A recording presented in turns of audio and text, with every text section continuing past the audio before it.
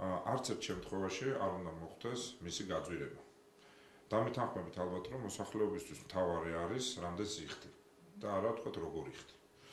აქედან გამომდინარე მე მზად ვარ კონსულტაციებისთვის, იმიტომ რომ ყველა შესაძლო ვარიაციაში რაც მე მოვისმინე,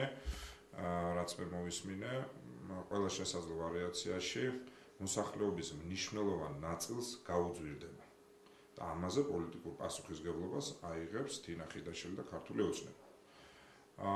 მაგრამ მე არ მინდა რომ ეს საკითხი იყოს რაღაც პოლიტიკური, ესე ვთქვათ, ერთმანეთთან პოლიტიკური ბრალდებების საგანი. სწორედ ამიტომაც მე 2 დღის წინ მქონდა საუბარი პარლამენტის თავმჯდომარესთან, ვანახე არგუმენტები და შესაბამისად ვთხოვე, რომ ეს საკითხი იყოს განხილული კომპეტენტურ დონეზე.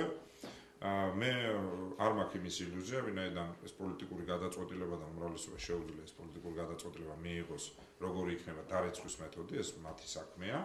ბუნებრივია კანონი როგორც იქნება, შესაბამისად საკრებულო და მერიაც ისე იმოქმედებს, მაგრამ აქვე მინდა აღვნიშნო, რომ თუ ეს მოსახლეობას მძიმე ტვირთად დააწვება, ამის პასუხისგებლობა მათ თავად უნდა აიღო.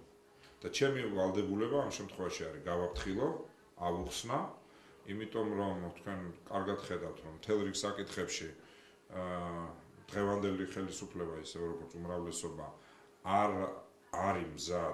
იყო მზად და შესაბამისად მთელ რიგ სფეროებში როცა ჩაიხედეს, ნახეს რომ არც ისეა საქმე, როგორც მათ აქამდე ეგონათ. აქედან გამომდინარე მე ერთადერთ რამეს ვითხოვ, არის ის რომ დავსვდეთ და რაციონალურად გადავწყვეტოთ ისე საკითხი, რომ მოსახლეობას მძიმე ტვირთად არ დააწვეს, მოსახლეობას არ გაუძვირდეს. ეს უნდა იყოს ფუნდამენტი. თუ ამაზე ჩვენ შევთანხმდებით, მე დარწმუნებული ვარ, მოვიფიქრებთ ისეთ მეთოდს, რომელიც ერთის მხრივ მოსახლეობისთვის იქნება მისაღები და მისაღებში ერთადერთ რამეს გულისხმობს არის არ უნდა გაუძვირდეს და მეორე ხარისხი დასუფთავების არ უნდა გაუარესდეს, გაფუჭდეს, იმიტომ რომ მე აბსოლუტურად ყოველგვარი პოლიტიკური მიკერძოებულობის გარეშე შემიძლია ვთქვა, რომ დასუფთავება და თბილისის სისუფთავე არის ის ერთ-ერთი მნიშვნელოვანი მონაპოვარი, რომელთაც ჩვენ უნდა ვევამაყოთ უკანასკნელ წლებში.